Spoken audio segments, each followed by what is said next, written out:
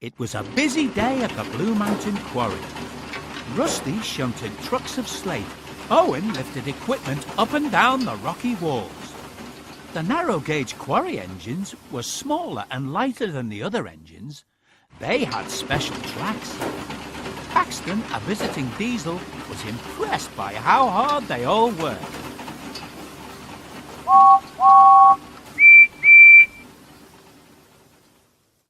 Suddenly, there was a loud noise. Giant stones were falling from Blondin Bridge. Rheneas tried to stop, but his heavy trucks pushed him toward the bridge. Rheneas rolled across the bridge just in time. Unfortunately, Paxton was buried under some fallen stones. He was all right, but he needed repairs.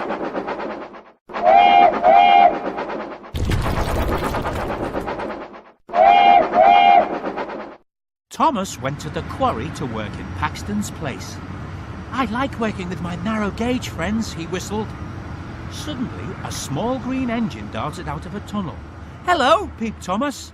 But the little green engine rolled away into another tunnel.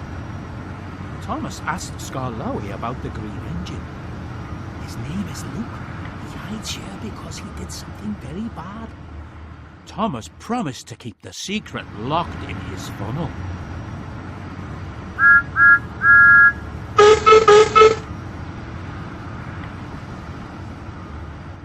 What did Luke do that was so bad?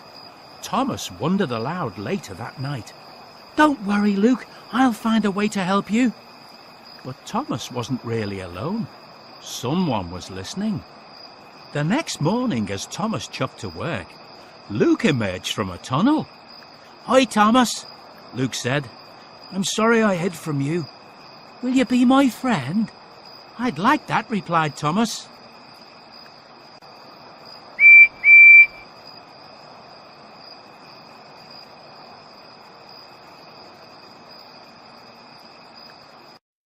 Thomas and Luke worked together at the boulder drop all day. "Why do you keep hiding?" Thomas asked Luke. They didn't notice that Paxton was back. He was listening to Luke's story. "I first came to the island of Sodor on a boat," said Luke. "When they were lifting me off it, I bumped into a little yellow engine and sent him splashing into the sea."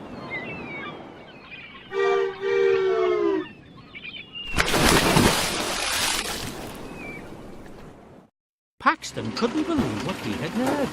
He raced off to tell Diesel. Later, Thomas heard Paxton telling Diesel the story. "The yellow engine was never seen again," said Diesel. "We have to tell the Fat Controller and Mr. Percival." Thomas was worried. He had to find out what happened to that little yellow engine. Thomas chuffed to the steamworks to ask Victor if he knew anything. "That was me," said Victor.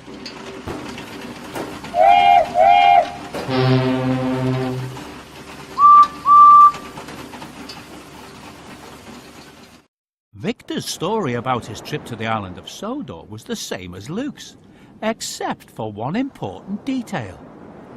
"My chains were broken," Victor said. "That's why I fell into the sea. But Cranky fished me out." "So it was an accident," peeped Thomas. "And you were repaired?"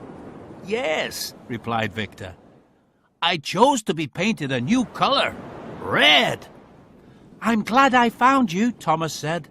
"Luke needs your help."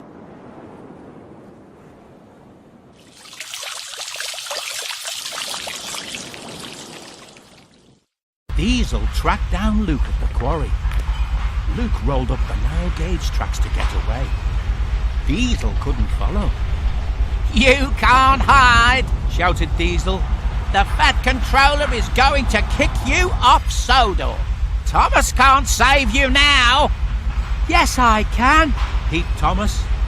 The quarry walls were high, so Thomas needed Owen's help.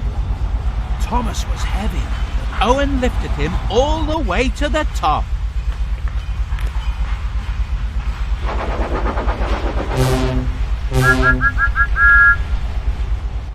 But Thomas's wheels were too big for the narrow gauge tracks.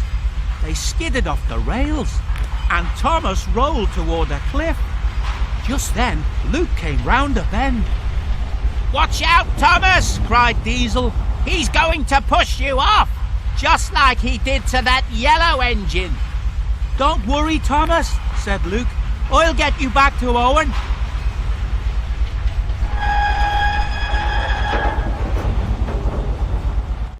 Luke gently pulled Thomas back toward the platform. "You're doing it!" peeped Thomas. Luke felt strong. He pulled Thomas to Owen, but the two engines weighed too much.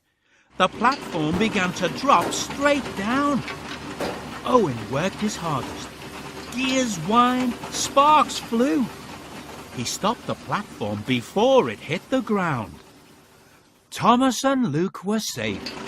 All the engines cheered, except for Diesel. Just then, the Fat Controller and Mr. Percival arrived.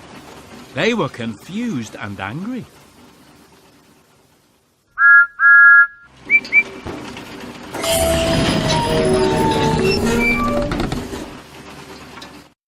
"Luke is a bad engine," said Diesel. "He pushed the yellow engine into the sea." Victor steamed into the quarry. Everyone was surprised. "Luke, you didn't push me," Victor said. "It was an accident.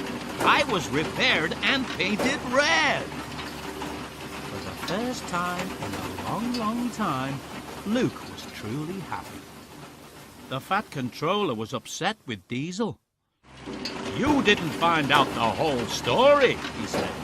"What really happened is what really matters."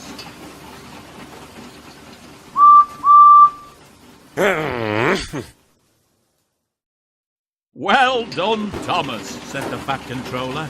"Today is a happy day for Mr. Percival and his engines." Thomas and all his friends, new and old, whistled happily.